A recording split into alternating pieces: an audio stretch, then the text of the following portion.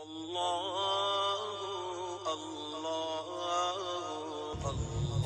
لله رب العالمين والصلاة والسلام على خير خلقه سيدنا ومولانا محمد وآله وأصحابه أجمعين أما بعد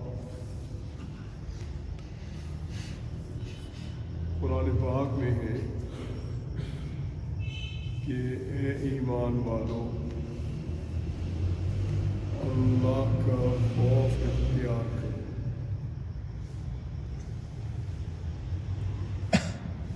اور تم میں ہر آدمی یہ غور کرے کہ اس نے کل کے لیے کیا بھیجا.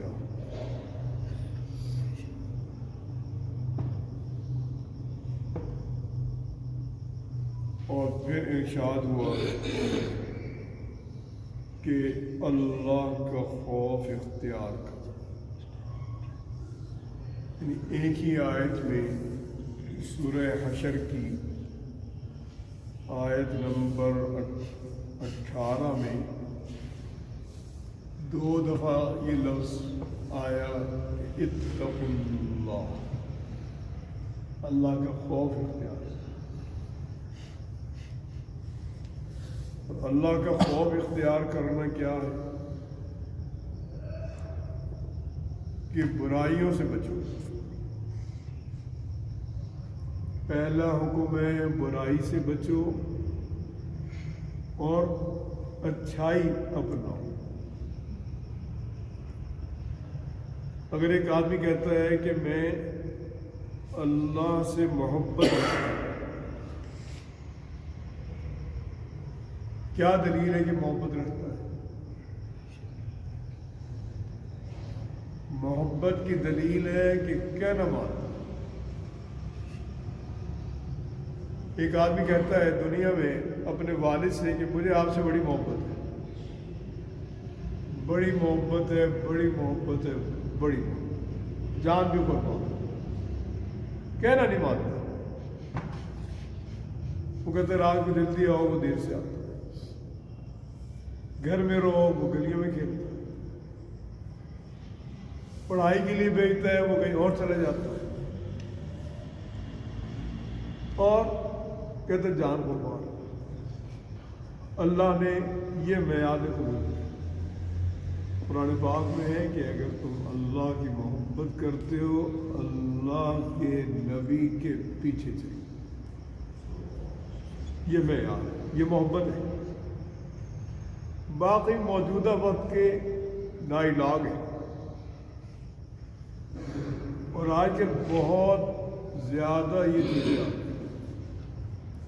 کہتے ہیں اللہ کے نبی کی محبت ہے، بہت اچھی بات ہے، اور ہر مسلمان کے دل میں ہے. اچھا ہے، برا ہے، نیک ہے، بد ہے، لیکن اس کے دل کے اندر اللہ نے ایک ایمان رکھا تو اللہ کے نبی کی محبت ہے. لیکن وہ محبت اس وقت وزنی بنے گی جب اللہ کے نبی کا کہنا مانے گی. اور جب تک کہنا نہیں ماننا، اپنی مرضی پہ چلنا، اس وقت تک اس محبت میں وزن پیدا نہیں ہوگا. یہ دعا ہے کہ اللہ کا خوف کرو، یعنی گناہ سے بچو. اور جب گناہوں میں مبتلا ہوگے اللہ تعالیٰ عذاب بھیجتے ہیں. پہلے کم درجے کا عذاب، پھر بڑے درجے کا عذاب، پھر اس سے بڑے درجے کا عذاب. قرآن پاک میں فَلَنُذِيقَنَّهُم مِّنَ الْعَذَابِ الْأَدْنَىٰ دُونَ الْعَذَابِ الْأَكْبَرِ. ہم انہیں مزہ چکھاتے ہیں چھوٹے عذاب کا، بڑے عذاب سے پہلے. ایک آیت آتی ہے، جب غور کریں گے تو اس میں بہت سبق ہے، اور موجودہ وقت میں وہ سمجھ میں آ رہی ہے. اللہ تعالیٰ نے حضور اکرم صلی اللہ علیہ وسلم کو خطاب فرمایا کہ آپ اتنے بے چین ہیں اس بات پر کہ لوگ ایمان نہیں لا رہے، تو آپ ایسے بے چین ہیں جیسے آپ اپنی جان تلف کر لیں گے۔ لعلک باخع نفسک الا یکونوا مؤمنین، تو اس پہ اللہ نے اپنے پیغمبر کو سمجھایا کہ ان نشأ ننزل علیہم آیۃ، ہم اگر چاہیں تو ایک ہی نشانی ایسی بھیج دیں کہ ظلت اعناقهم لها خاضعین، ان سب کی گردنیں جھک گئی، ایک ہی کوئی چیز نازل کرو۔ لیکن ایمان جو معتبر ہے وہ ہے جو بن دیکھے، بغیر دیکھے، الذین یؤمنون بالغیب۔ حدیث پاک میں ہے کہ جب قبر کا عذاب ہوتا ہے تو ہر چیز اس کو سنتی ہے سوائے انسان کے اور جن کے، وَلِعَوْذُ بِاللَّهِ، اللہ تعالیٰ اپنی امان میں رکھے اور ہم سب کو اور سب مسلمانوں کو مغفرت سے نوازے۔ تو جب عذاب ہوتا ہے وہاں جو آہ و بکا وہ کرتا ہے، شور کرتا ہے، چیختا ہے، چلاتا ہے، سب سنتے ہیں سوائے انسان کے، جنات کے۔ کیوں؟ اگر یہ سن لے ایمان بالغیب بھی رہے۔ اور کہیں کہیں اللہ تعالیٰ دکھا دیتے ہیں، جیسے ایک شخص تھا، اس سے کچھ ایسی بات ہوئی کہ حضور اکرم صلی اللہ علیہ وسلم نے اسے معاف نہیں کیا۔ بعد میں سیدنا ابو بکر نے بھی نہیں معاف کیا، سیدنا عمر نے بھی نہیں معاف کیا۔ تو جب اس کی وفات ہوئی تو اس کو زمین نے قبول نہیں کیا، زمین پھینک دیتی تھی۔ یہ دفن کر کے آتے تھے منزل تک، باہر پڑی تو وہ دکھا دی گئی ایک چیز، اللہ اپنی قدرت دکھا دی۔ تو ہمیں حکم ہے کہ اللہ کا خوف اختیار کرو۔ جب خوف اختیار کرو گے اللہ تعالیٰ تمہاری رہبری فرمائے گی۔ خوف اختیار کرو گے اللہ اپنے دوستوں میں شامل فرمائے۔ اور اب جو ہمارے اوپر ایک وبا ہے، ابھی ہمارے ملک میں یہ پورے طور پر نہیں ہے، احتیاطی تدابیر کے طور پر یہ چیزیں ہو رہی ہیں، لیکن جو بھی حکومت کہتی ہے یا جو ڈاکٹر کہتے ہیں وہ کرنا چاہیے۔ لیکن اس کے بارے میں یہ جو الفاظ ہیں کہ اس سے ڈرو مت بلکہ لڑو، یہ غلط ہے۔ کیوں؟ یہ عذاب خداوندی ہے، عذاب سے لڑ نہیں سکتا۔ عذاب کے بارے میں آتا ہے کہ جب عذاب آئے اللہ کے سامنے گڑ گڑاؤ۔ اس میں کہتی کہ نہیں لڑیں گے، یہ لڑنے کے لفظ جب ایک بھٹو صاحب کے دور میں، مرحوم کے دور میں سیلاب آیا تھا، تمام دریاؤں میں طوفانی آئی تھی اور بہت نقصان ہوا تھا۔ اس پر یہ لفظ آیا کہ ہم اس کو شکست دیں گے، ہم اس طوفان کو سمندر تک پہنچا کر آئیں گے، ہم فلک۔ یہ غلط الفاظ ہے، اس کا تو مقابلہ ہی نہیں۔ اب پانی آ جائے مقابلے، آپ نے بند بنا رکھا ہے 10 فٹ، 12 فٹ آ جائے پانی، پھر کیا کریں؟ 15 فٹ آ جائے پھر کیا کریں؟ وہاں کراچی میں بہت لوگوں نے مجھے بتایا کہ کراچی کی سطح سمندر سے نیچی ہے، اگر 2 فٹ اوپر ہو کے پانی اور آ جائے تو کیا کریں؟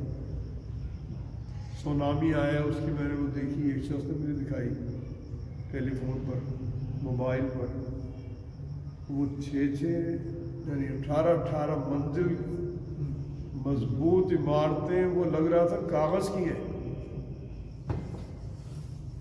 وہ ہوں گی کسی کی بات اب بھی، وہ محسوس ہوتا تھا کاغذ کی ہیں، وہ نیچے سے اٹھایا اس نے اور پلٹ دیا۔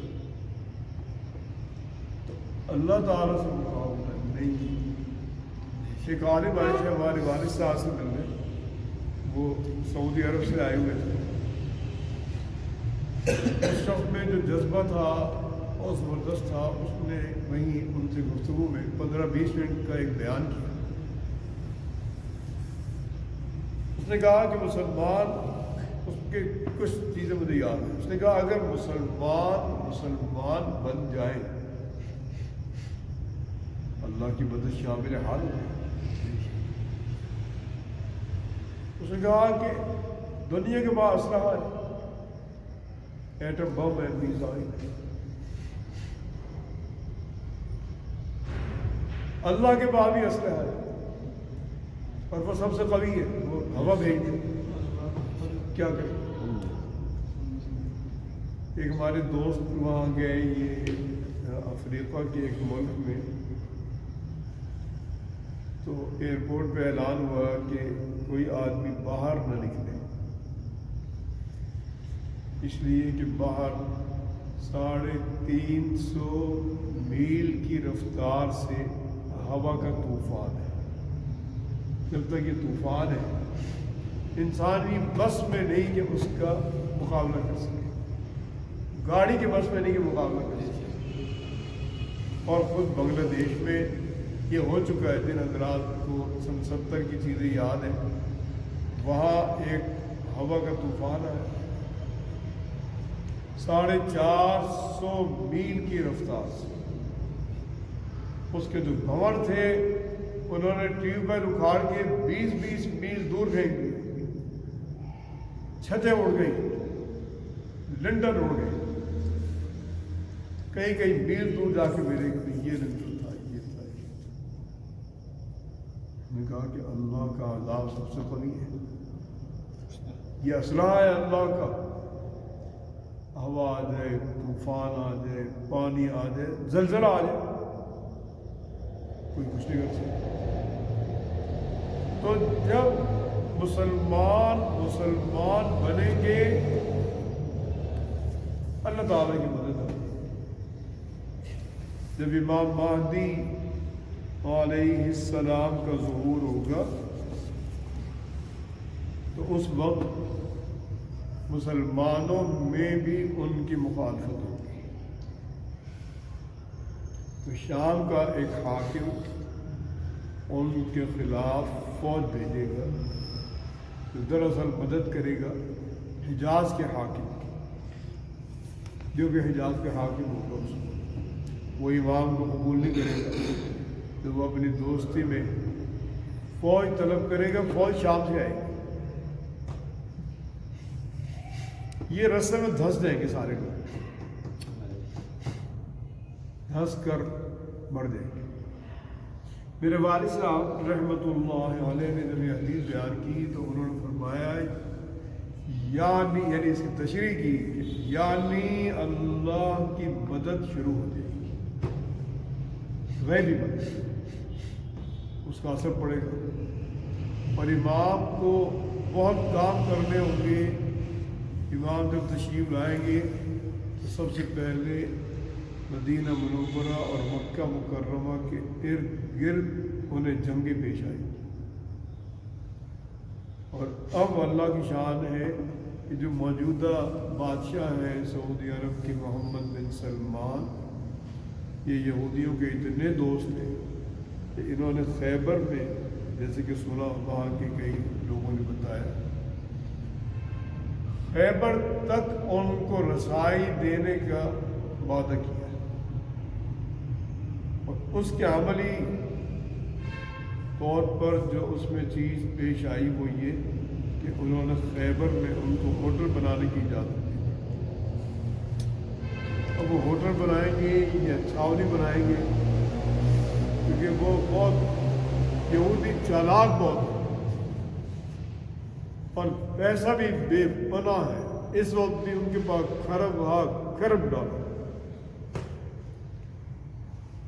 تو اللہ تعالیٰ کا خوف اختیار کرنا اس موقع پر جو بھی ہمیں تعلیم دی جا رہی ہے احتیاط کی وہ کرنی، لیکن اس سے زیادہ یعنی وہ احتیاط ضروری ہے، جو بھی ڈاکٹر بتایا وہ ضروری ہے، جو حکومت کہتی ہے وہ ضروری ہے، اور اس سے زیادہ ضروری ہے اللہ تعالیٰ کے سامنے گڑ گڑانا اور دعا کرنی اور دعائیں پڑھنی. ایک دعا ہے بسم اللہ الذی لا یضر مع اسمہ شیء فی الارض ولا فی السماء وهو السمیع العلیم. یہ مختصر دعا ہے کہ میرے والد صاحب فرماتے تھے کہ موجودہ وقت میں ہر آدمی کو ہر نماز کے ساتھ 3 بار پڑھنی چاہیے، کیونکہ جیسے اب جنگوں کا دور آ رہا ہے، مہلک چیزوں کا دور آ رہا ہے، تو اللہ تعالیٰ اس کے پڑھنے والے کو مہلک امراض سے بچائے رکھیں گے. اس کا میرے پاس پرنٹ بھی ہے، اگر آپ چاہیں تو وہ لے سکتے ہیں، مزید بھی فوٹو کاپیاں کروا سکتے ہیں. اور ایک وہ فرماتے تھے کہ سورہ واقعہ ضرور پڑھنی چاہیے، کیونکہ جب ایسا دور آئے گا تو معیشت کی تنگی بھی آئے گی، اور جو آدمی سورہ واقعہ روز پڑھے گا اس کو فاقہ نہیں آئے گا، غیبی طور پہ اس کے لیے بندوبست ہو. آج کل لوگ ان چیزوں کا مذاق کرنے لگے، کہتے ہیں کیا ہوگا، اللہ سبب بنائیں گے، جو اللہ سبب بنانے والے ہیں.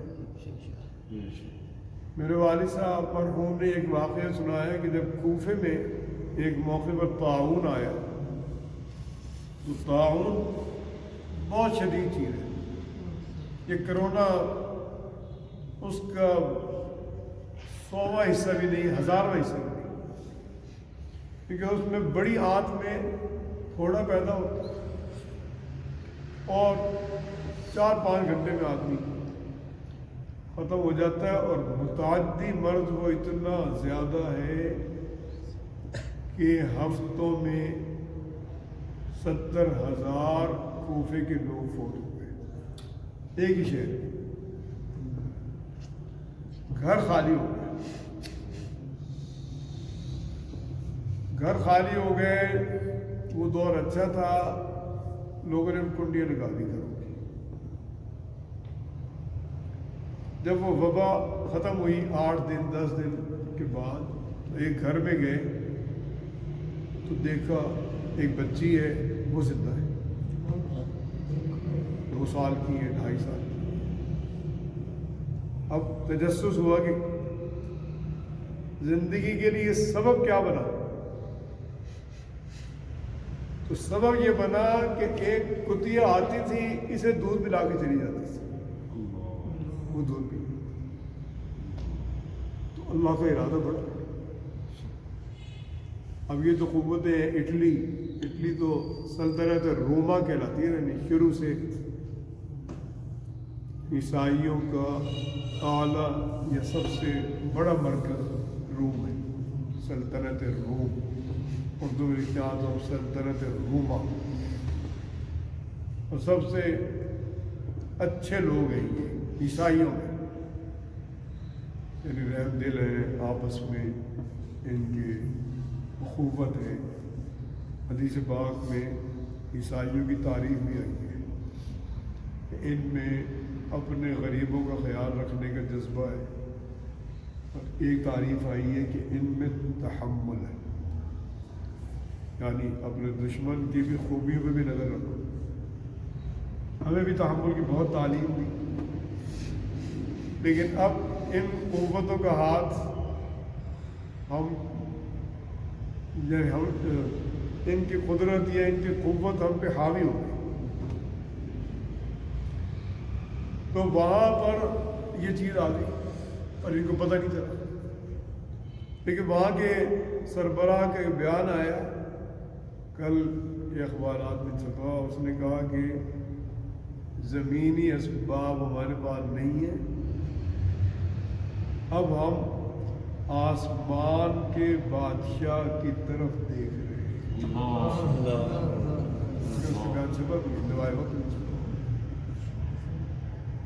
یعنی رجوع وہیں سے ہو.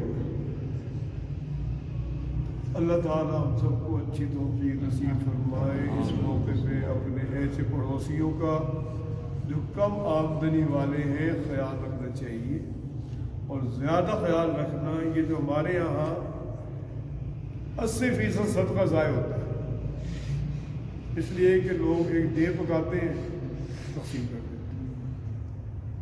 اب کسی گھر میں ضرورت ہے, کسی گھر میں کھانا کھا چکے ہیں, اس سے بہت بہتر ہے کہ آپ خشک راشن تقسیم کریں.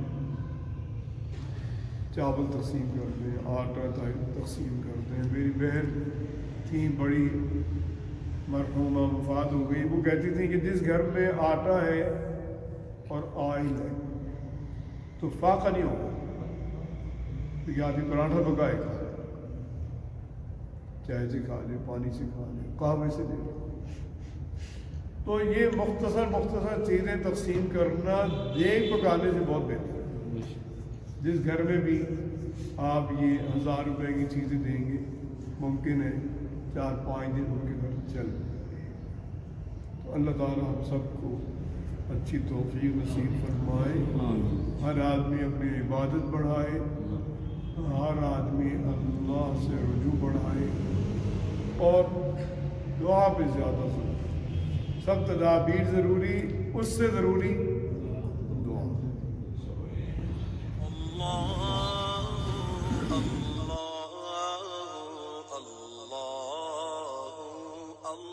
ان کی برکت بتائی گئی ہے کہ جو آدمی صبح پڑھے گا وہ شام تک اللہ کی امان میں رہے گا, جو شام کو پڑھے گا صبح تک. تو وہ ان کا پریز بھی ہے میرے پاس. تو وہ 7 دفعہ صبح اور 7 دفعہ شام پڑھ لیجیے. امید ہے جو صبح پڑھے گا شام تک محفوظ رہے گا, شام پڑھے گا صبح تک, یعنی خیر و عافیت سے یہ محفوظ ہے.